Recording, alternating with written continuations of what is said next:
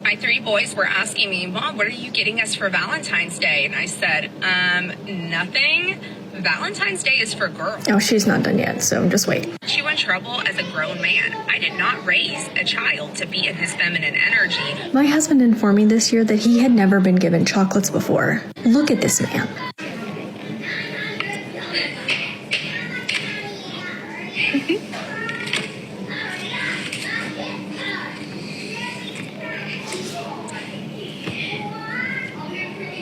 They deserve to enjoy also being treated well and treated.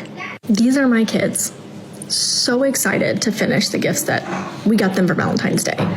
My son sewed this, and my oldest made these roses.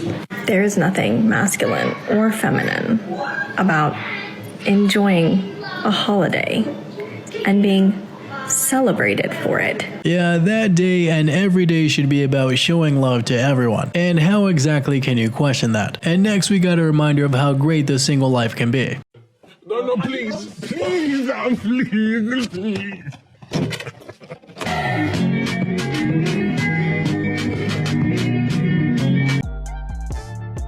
You are worth it. You're worthy. It's okay to feel sad. You are gorgeous. You're beautiful. You're enough. Yes, I am. Say it with me.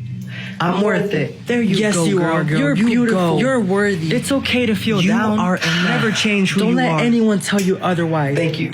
You a bitch. What the f are you doing with your life? Weak as fuck. What are you gonna do when you're older? It's time to lock in, bro. You're worth it. The bull. Somebody gotta do it. Delusion versus reality, and comfort zone versus improvement. And next we've got some fakeness of Valentine's Day exposed. It's so easy to point y'all out, bro. Like, I'm looking at her story, right?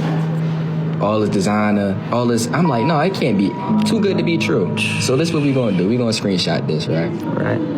Well, it's already here. This Pinterest, by the way, y'all. Unbelievable. Screenshot this one. I did that already. So what we gonna do is we gonna back out and click it.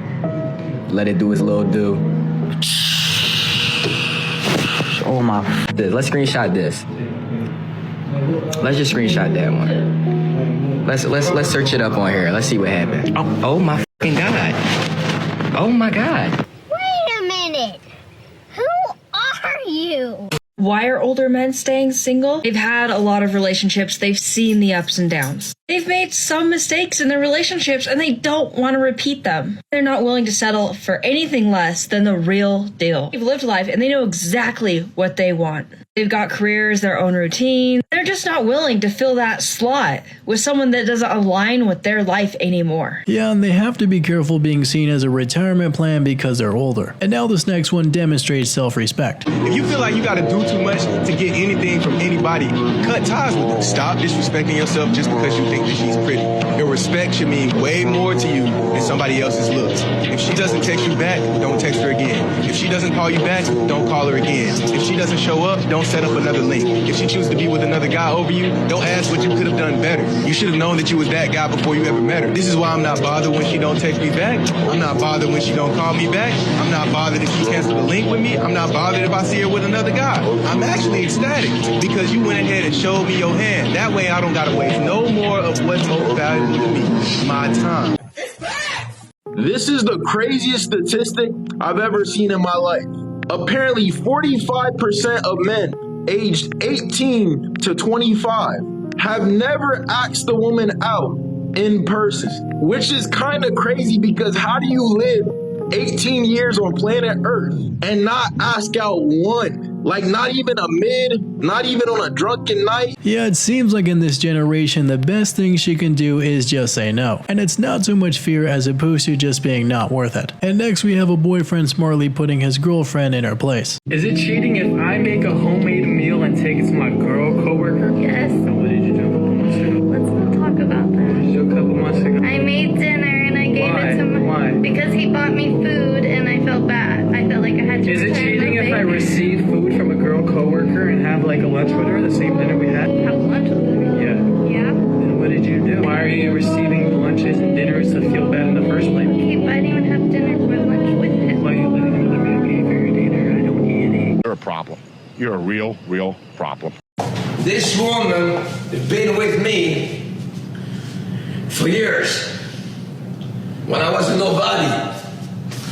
When I was driving taxi and I stole food in the market because I didn't have any money. I even stole my first birth test where we find out she was pregnant with Christopher in her tummy. Then I left this woman because I did go on the Hollywood lifestyle. I didn't know the jewel I was having. I'm so happy that Gladys forgave me for my mistakes. Nobody's perfect. You are close to be perfect to me, but believe me, I'm so happy. Yeah, it does take a lot of courage for a guy to be vulnerable like that while she had the mercy to be understanding of him. And next we got the sad cycle of being in a relationship to being out of it.